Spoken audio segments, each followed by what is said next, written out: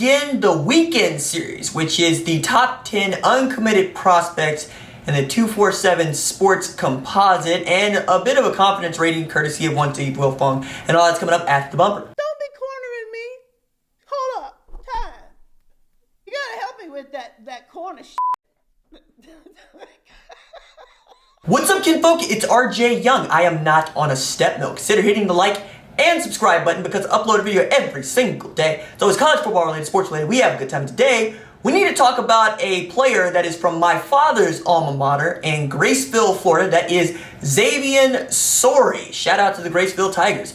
Dude is a legit top recruit, outside linebacker, 6'3", 214 pounds.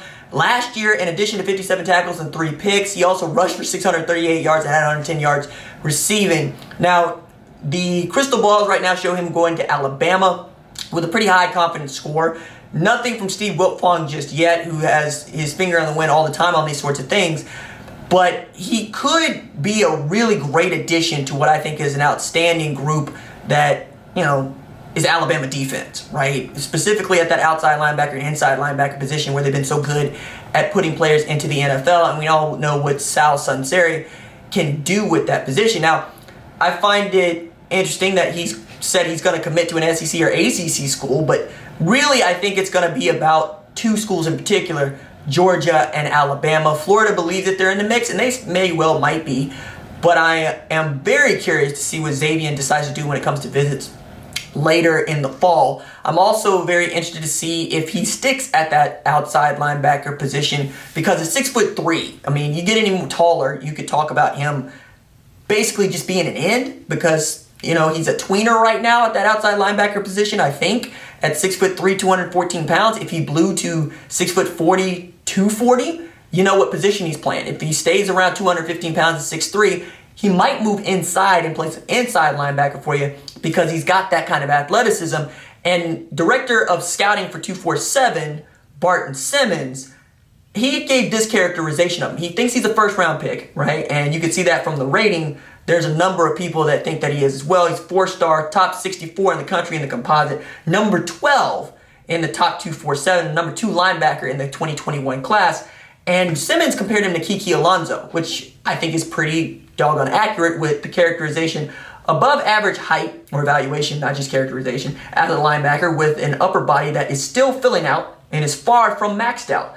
Length drives his range on defense, particularly in pass coverage, has natural soft hands, and has the ability to track and make plays on the football in coverage, makes one-handed catches, and plays downfield regularly, showcases explosiveness on the basketball court, and plays well above the rim. Has versatility on the football field and is used as a running back, fullback, tight end, and rover. Shows natural body control, more smooth than sudden. Plays fast but under control, is not a violent tackler, makes most of his plays defensively on the perimeter, and doesn't show a lot of downhill tackling. Has versatility to be an outside or inside linebacker. Size lends to inside.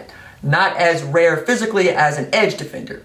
Needs to showcase that he has the demeanor necessary to be a dominant linebacker and inside the tackle box, but has the traits necessary to be an elite modern linebacker, likely impact Power 5 prospect with early NFL draft potential. I think that's a pretty good characterization of what it is that people are pursuing when we talk about Xavian Sorey. Now, outside of the Georgia and Alabama sweepstakes, I think Clemson is going to be a player here, but we'll just wait and see on that front.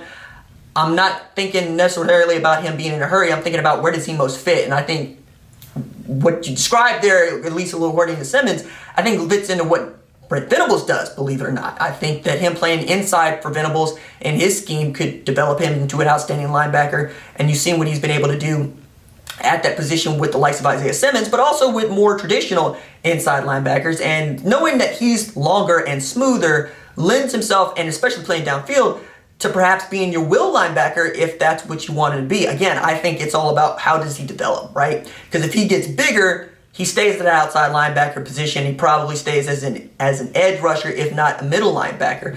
But if he stays slender and smooth, he's a natural will linebacker. And I'm very fond of will linebackers because they're basically safeties that you get to play at the second level and in the box. And I think that's what people are talking about when they say modern linebacker, because you need a guy that can match up in the slot against a wide receiver, but also against a tight end in the slot. And you also need someone that can run stop. You need a do everything versatile kind of guy there, which is why we're seeing more schemes that have 3 safety looks and 2 inside linebackers, or 4-2-5 look, right? Like TCU's with 3 safeties and basically a rover type that can help you out.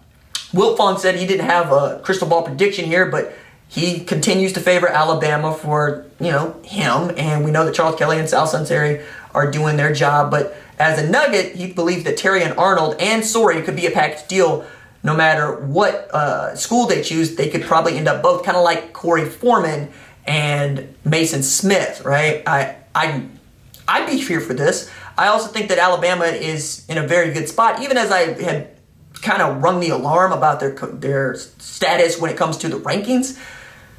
They're going to fill out their class, right? And if they're in the top 20 come November, which most people would tell you that they should be, then they're going to be within striking distance of not just top 10, but finishing near the top again. And it's really difficult to count out Nick Saban, knowing what he's done over the last 10 years. I mean, basically since 2011, he's finished inside the top 5 of whatever ranking you want to choose. And it's interesting during the pandemic to see them basically getting styled on by the likes of New Mexico and Miami of Ohio, because those places have filled up the boat really quickly. But everybody knows that it's a fool's game to bet against Nick Saban and anything related to college football. So even as I am a little alarmist about Alabama and its recruiting, I understand if you are not following the day-to-day or the week-to-week or the month-to-month, you're going, cool, let me know what happens in December. But, the classes get formed well before there. And let's not forget that Latrell McCutcheon was the first guy to commit to Alabama's 2021 class. And he also reopened his recruitment and decommitted in March. And he looks like an OU lean. So anything is on the table and anything is possible. But I wanted to start with this top 10 deal and see how this fits with everybody and see how this series goes as we get through the weekend with it, because I eat, sleep, and upload on college football. All right, that's it for me.